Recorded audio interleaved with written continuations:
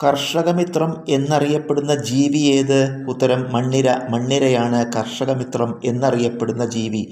വായു മലിനീകരണത്തിൻ്റെ ദോഷഫലങ്ങൾ എന്തെല്ലാം? ഉത്തരം കാർഷിക വിളകൾ കുറയുന്നു, ആസിഡ് മഴ, ആഗോളതാപനം, ഓസോൺ പാളിയുടെ നാശം. കാർഷിക വിളകൾ കുറയുന്നത്, ആസിഡ് മഴ, ആഗോളതാപനം, ഓസോൺ പാളിയുടെ നാശം എന്നിവയാണ് വായു മലിനീകരണത്തിൻ്റെ ദോഷഫലങ്ങൾ. മലിനീകരണം മൂലം ജലത്തിൽ ഏത് വാതകത്തിൻ്റെ അളവാണ് കുറയുന്നത്? ഉത്തരം ഓക്സിജൻ.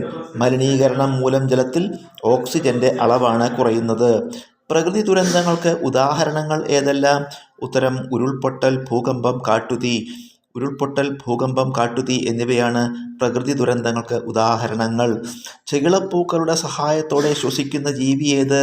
ഉത്തരം മത്സ്യം. മത്സ്യമാണ് ചെകിളപ്പൂക്കളുടെ സഹായത്തോടെ ശ്വസിക്കുന്ന ജീവി. ത്വക്കിലൂടെ ശ്വസനം നടത്തുന്ന ജീവിക്ക് ഉദാഹരണം? ഉത്തരം തവള. തവളയാണ് ത്വക്കിലൂടെ ശ്വസനം നടത്തുന്ന ജീവിക്ക് ഉദാഹരണം. മണലിൽ പുതഞ്ഞു പോകാത്ത പരന്ന പാദങ്ങളുള്ള ജീവി ഏത്? ഉത്തരം ഒട്ടകം. ഒട്ടകമാണ് മണലിൽ പുതഞ്ഞു പോകാത്ത പരന്ന പാദങ്ങളുള്ള ജീവി. ഏറ്റവും വലിയ മുട്ട ഏത് ജീവിയുടേതാണ്? ഉത്തരം ഒട്ടകപ്പക്ഷി. ഏറ്റവും വലിയ മുട്ട ഒട്ടകപ്പക്ഷിയുടേതാണ്. കരയിലെ ജീവികളിൽ ഏറ്റവും വലിയ കണ്ണ് ഏതിനാണ്? ഉത്തരം ഒട്ടകപ്പക്ഷി. കരയിലെ ജീവികളിൽ ഒട്ടകപ്പക്ഷിക്കാണ് ഏറ്റവും വലിയ കണ്ണുള്ളത്. കാട്ടിലെ കർഷകൻ എന്ന അപരനാമത്തിൽ അറിയപ്പെടുന്ന പക്ഷി ഏത്? ഉത്തരം മലമുഴക്കി വേഴാമ്പൽ. മലമുഴക്കി വേഴാമ്പലാണ് കാട്ടിലെ കർഷകൻ എന്ന അപരനാമത്തിൽ അറിയപ്പെടുന്ന പക്ഷി. കേരളത്തിലെ ഔദ്യോഗിക പക്ഷി ഏതാണ്? ഉത്തരം മലമുഴക്കി വേഴാമ്പൽ. മലമുഴക്കി വേഴാമ്പലാണ് കേരളത്തിൻ്റെ ഔദ്യോഗിക പക്ഷി.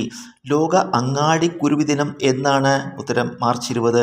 മാർച്ച് 20-നാണ് ലോക അങ്ങാടിക്കുരുവി ദിനം.